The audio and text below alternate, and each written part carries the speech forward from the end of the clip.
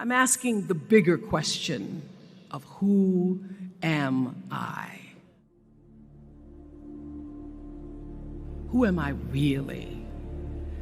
My answer is I am God's child. I am that which is born of all that is.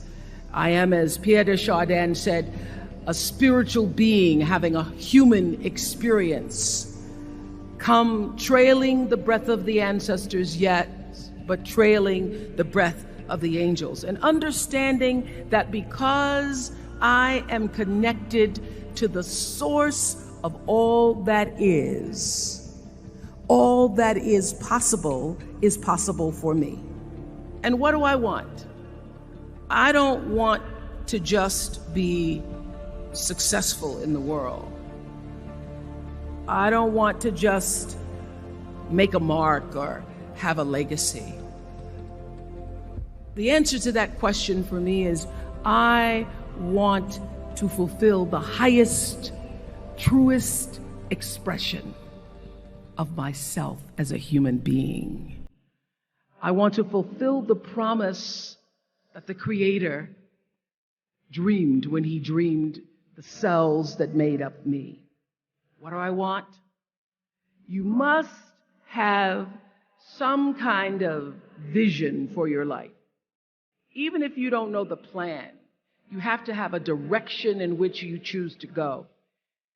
I never was the kind of woman who liked to get in a car and just go for a ride. You want to be in the driver's seat of your own life, because if you're not, life will drive you. Knowing who you really are in this space and time that we embody. That's number one. What do you want? Who are you? Number two, you must find a way to serve. Martin Luther King said that not everybody can be famous, but everybody can be great, because greatness is determined by service. Now, we live in a world where everybody wants to be famous and where we admire people for just being famous. We think being known brings us value. The truth is, all of that will fade in time. Service and the significance that you bring to your service is that which is lasting. So to be able to, whatever your occupation or job or talent or gift is, our honorees today getting doctorate degrees, to apparently opposite fields, HIV and AIDS and the spoken word. But what they have in common is service, using the spoken word in service to community and the world, using your knowledge and information about HIV and AIDS and medicine in service to the world. And if you look at all the most successful people in the world, whether they know it or not, they have that paradigm of service. Service through medicine, service through art. Using whatever it is you produce, your product, as a way of giving back to the world.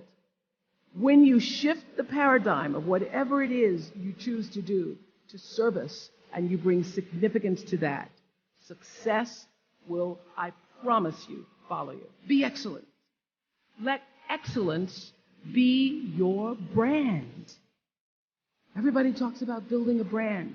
I never even knew what that was. When people say, you're a brand, I would say, no, I'm just Oprah. What I recognize now is that my choice to, in every way, in every example, in every experience, to do the right thing and the excellent thing is what has created the brand. Years ago, I did an ad for Revlon for an ad they were doing called Unforgettable Women. And what I know is that when you are excellent, you become unforgettable. People remember you. You stand out. Regardless of what it is, you become an unforgettable woman. And that is what we all want. We want to be unforgettable and not forgettable. So doing the right thing, even when nobody knows you're doing the right thing, will always bring the right thing to you. I promise you that. Why? Because the third law of motion is always at work. For every action, there's an equal and opposite reaction. That is so true in all of our lives. Everything you even try to do to me, already done to you. So you don't have to worry about revenge or getting back at somebody, making sure they pay. You just have to do the right thing, and the right thing will follow you even when people don't support it. I remember many times on my show. There are many shows y'all never saw. And the reason you didn't see them is because I got the last vote.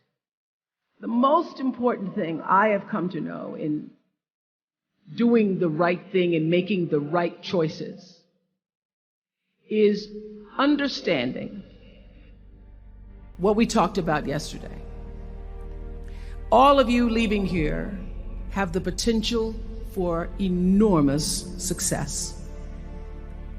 There's a price that comes with that.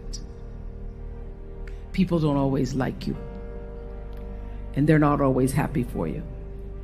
And if you surround yourself with people who are not accustomed to your success, they become fearful, they become scared, because you are reflecting back something to them that they don't recognize. People who want the best for you want you to be your best. So my greatest advice to you is to surround yourself with people who are going to fill your cup until your cup runneth over. I'm so full, my cup runneth over. And to know that once your cup runneth over, you cannot spend your life with your gallon-size offerings, offering them to pint-sized people. You have got to surround yourself with gallon-sized people who can hang in the same company with you, so that you're not offering your gallons to those little pints out there who can't hold it anyway. The biggest choices begin and end with you, your internal big questions. Who do I want to be in the world? My relationship to source energy, to all that is God. Your experience of that which is all life, which is divine and universal. Being connected and aligned with that. When you are tuned in and charged into that, whenever you feel empty, you go inside yourself and you connect to the source, and you know that all things are possible.